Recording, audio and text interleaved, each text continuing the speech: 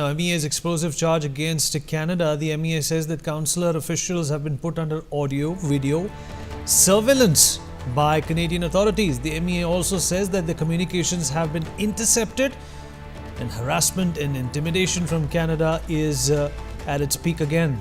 Canada is aggravating the situation. Let's listen it. October 2024, the last phase of disengagement was agreed upon between India and China. As a result, verification patrolling has commenced on mutually agreed terms in Demchok and Depsa, and as things move forward, we will keep you updated on this matter. I'm going to rope in former diplomat Ambassador Veena Sikri into this breaking news. Ambassador Veena Sikri, thank you, ma'am, for joining us. Well, what do you make of this behavior, this attitude that the Canadian authorities are, putting the Indian diplomats under, surveillance, tracking everything they do, everything they, speak about, intercepting their phone calls and video surveillance? We are being treated, diplomats are being treated like criminals in Canada, and the real criminals in Canada are being treated like diplomats. Yes, I think it's an absolutely unacceptable situation in Canada, and I think it's probably going to lead to a more serious situation in the bilateral relations. One would think it wouldn't get any worse, but it is going to get worse, I think, with this kind of action.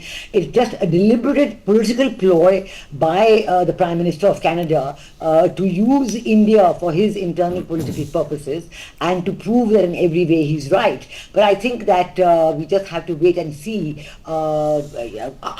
Of course, there will be a very strong reaction right now, but I think that the key factor is going to be the end of the outcome of the American elections to see how this is going to proceed further. Is this going to proceed down this line? Is this going to be a situation where we already know that countries like Australia and New Zealand, who are part of the Five Eyes, they've already told Canada, give us the proof and then we'll support you. But Canada is not listening to anybody. Even the leader of the opposition, it was so disappointing to see that he cancelled the Diwali celebrations for the Canadian Indian community in the Parliament House. So obviously this is a hugely internal political situation. And I think if the Canadian leaders are so much in love with the Khalistanis, they should just give them a Khalistan in Canada. Maybe part of British Columbia or all of British Columbia should be given to them or something like that. Certainly there is no scope for this in India at all. But we will have to take it up very strongly. It will be taken up very strongly. And I do see even more serious outcomes coming up in the near future. But I think our government will think about it very seriously and then take strong action against it. This is absolutely unacceptable. It's absolutely unacceptable. It's demeaning. It's not in keeping with any kind of diplomatic relations. Even when you have hostilities between two countries, you don't, exactly. Reduce it to this level. But the Prime Minister of Canada is determined to go ahead and do it. He seems to be thinking that he's getting more brownie points from his internal political constituents because of this. But I think using India to fire his internal political guns is certainly not going to work. So India is going to be quite unequivocal in its reaction. All right, ma'am. Appreciate those inputs.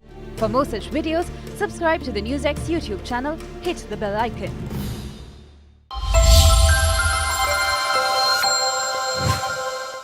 For more such videos, subscribe to the NewsX YouTube channel, hit the bell icon.